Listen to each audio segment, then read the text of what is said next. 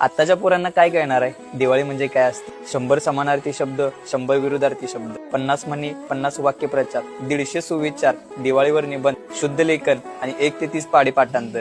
शेवटचा पेपर सरांच्या हातात दिला की आम्ही किल्ला बनवण्यासाठी पळत घरला जायचो. लाल माती, पोती, दगड सगळं शोधायचो आणि किल्ला बनवायला चालू करायचो. ही मजा आत्ताची मुलं घेऊ शकत नाहीत, कारण आता रेडीमेड किल्ले आलेले आहेत. दिवाळीच्या आदल्या दिवशी फटाके आणि कपडे आणल्यानंतर आम्हाला झोप नाही लागायची. असं वाटायचं की सकाळ कधी होत्या. फटाक्यांच्या पिशवीकडे बघत बघत आम्ही झोपायचो. दिवाळीच्या सुट्टीत आम्ही इतका एन्जॉय करायचो की सुट्टी संपत आल्यानंतर आमच्या लक्षात यायचं दिवाळीच्या सुट्टीतला अभ्यास राहिलाय. सुट्टी संपून शाळा सुरू झाली की मित्राला पहिल्या दिवशी आम्ही सांगायचो की कसे फटाके फोडले. तोपर्यंत वर्गात सर यायचे. वर्गात सर आल्यानंतर एक टवळ्या आमच्या वर्गात होती, ती मोठ्यानं वरडायची, सर दिवाळीच्या सुट्टीतला अभ्यास.